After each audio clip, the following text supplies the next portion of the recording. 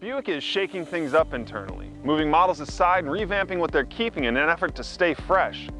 It's a grand goal for this oldest of the surviving GM brands, and one they seem to be achieving, as last year saw Buick setting sales records at 1.2 million units moved.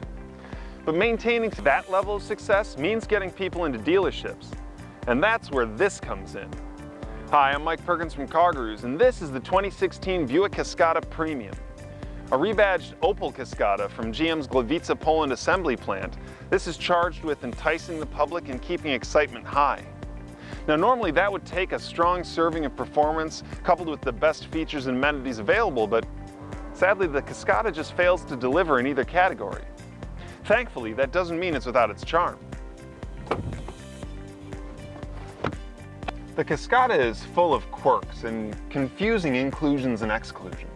I mean, when was the last time you saw a real key in a luxury vehicle, let alone one fitted with remote engine start? But slotted into the ignition, and these cool seatbelt extenders push forward to save old shoulders from having to undergo rotator cuff surgery for a few more years. But a lot can be forgiven when you can just drop the top and enjoy some open-air motoring, especially when it's a motorized affair.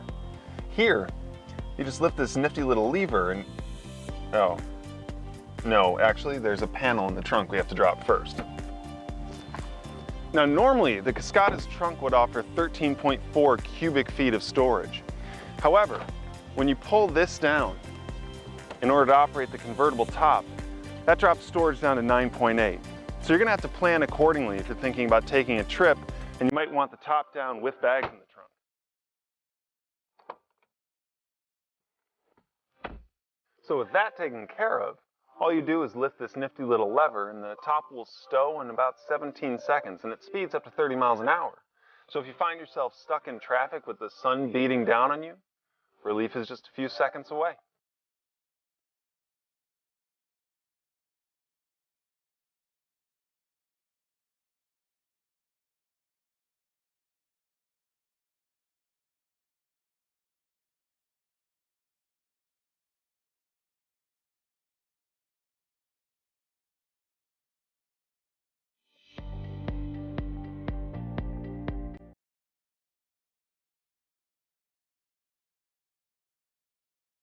You know, it's not easy making a convertible.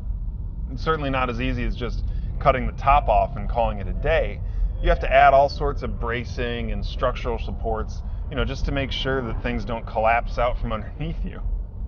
For the Cascada, that meant adding an extra 800 pounds of weight, bringing the total curb weight to 4,000. And honestly, that's just a hell of a big ask for this little 1.6 liter turbocharged engine.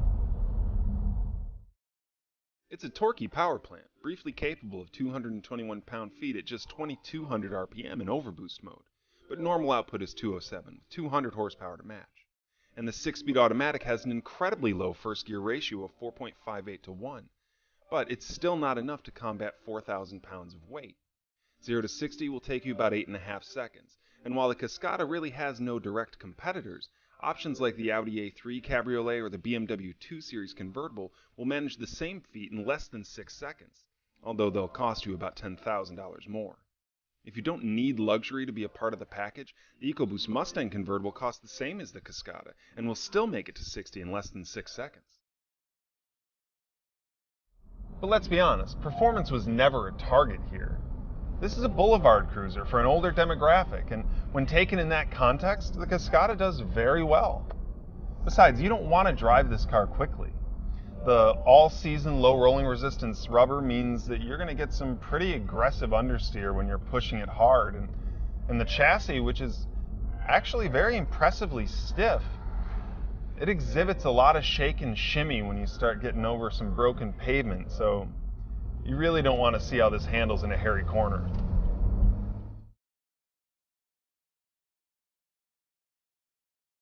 And those tires, combined with the weight of the Cascada, add up to a 60 to 0 braking distance of 125 feet. That's not impressive. Speaking of safety, the National Highway Traffic Safety Administration hasn't yet tested the Cascada, although Buick anticipates a 5-star rating. Regardless, if you manage to flip this fatty, There are little safety hoops behind the rear seats that'll deploy just as soon as the car notices that it's going rubber side up. So, that's nice. Now, even though I don't think that the lack of performance is really going to upset its target demographic too much, the lack of efficiency might. Again, 4,000 pounds is just a lot to haul around. And that means that the 1.6-liter engine here is only managing 20 miles per gallon city and 27 highway, for a combined average rating of 23 miles per gallon. Now, I've been getting on the gas a little bit over the past week, and I've only managed 18.5 average. But I'm curious, what have you guys been getting with your Cascadas? Let me know in the comments. Still, those numbers don't seem terrible until you again look at the competition. The 2 Series convertible, with all the extra power and refinement, is getting 23 miles per gallon city and 34 highway, for a combined rating that matches the Cascada's highway rating of 27. But again, $10,000 extra. So let's talk about features. Even in base form, the Cascada gets a lot of luxury. It has heated leather seats, mirrors, and steering wheel. It gets adaptive xenon headlights, a standard rear view camera with satellite radio, navigation, and a 7-inch touchscreen. If you move up to the premium like we have here, you get safety features too, like a forward collision warning system, lane departure, front parking sensors. It even has automatic windshield wipers, but it's what they omitted that confuses me. There's no keyless entry or ignition here. And despite some pretty prodigious blind spots, there's no warning system or rear cross traffic alert. That's strange.